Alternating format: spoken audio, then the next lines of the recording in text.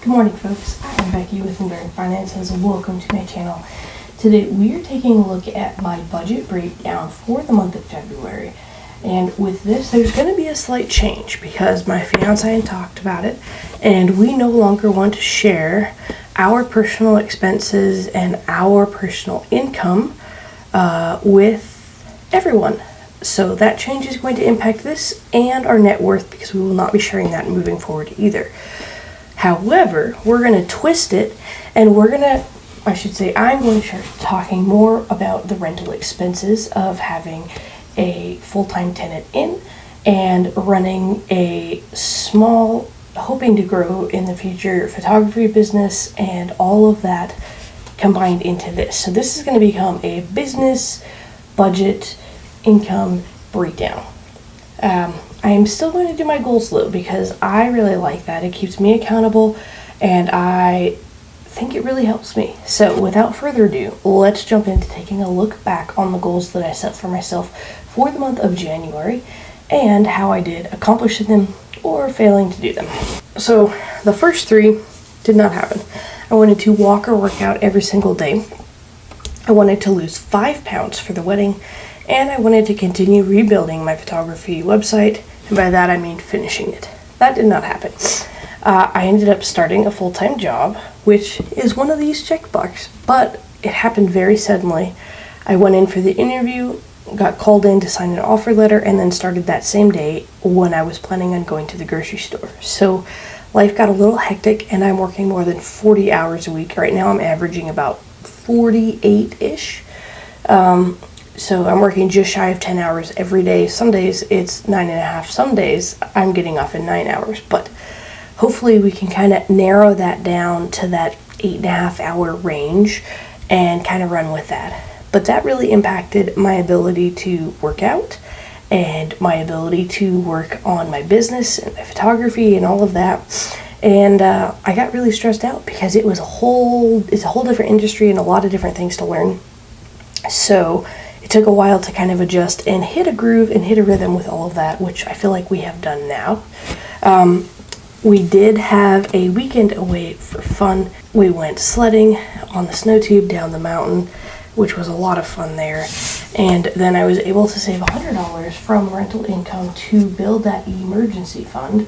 And eventually we're going to need to probably dip into that to get an AC unit to keep my tenant nice and cool during the hot summer that is coming, and that's going to be expensive, so we might have to dip into that a little bit.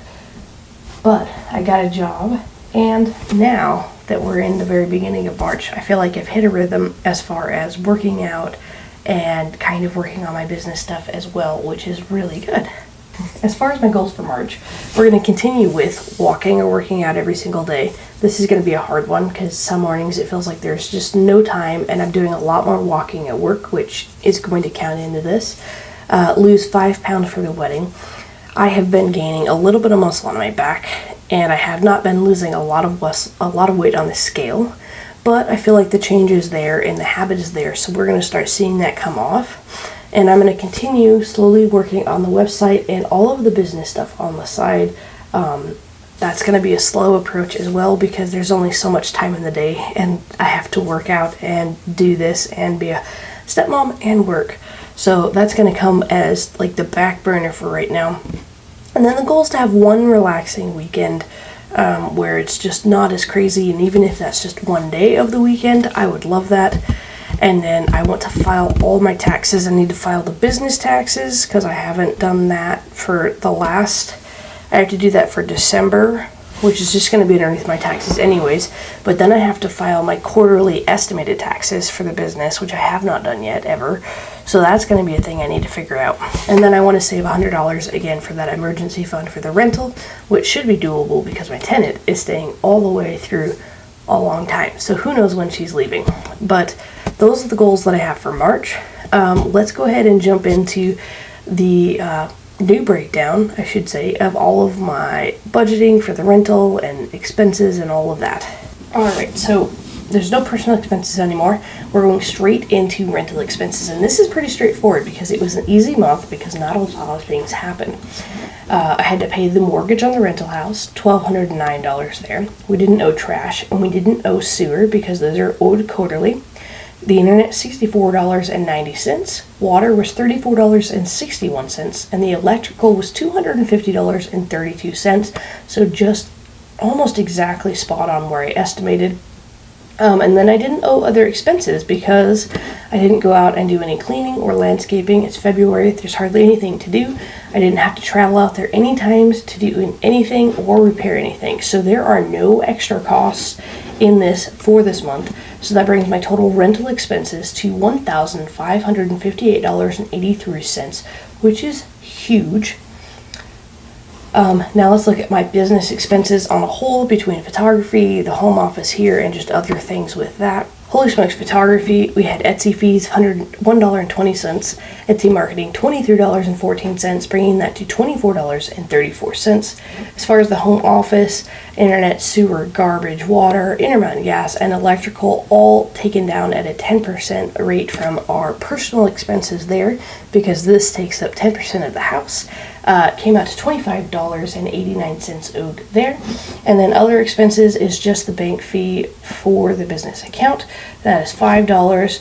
And then of course we wrap up the rental house expenses in this as well because it is an overall business expense, even though I show it separately. So in total we had $1,614.06 in business expenses, way below what we were estimating because we didn't have high rental fees. So that is really good. Let's jump into the income of it.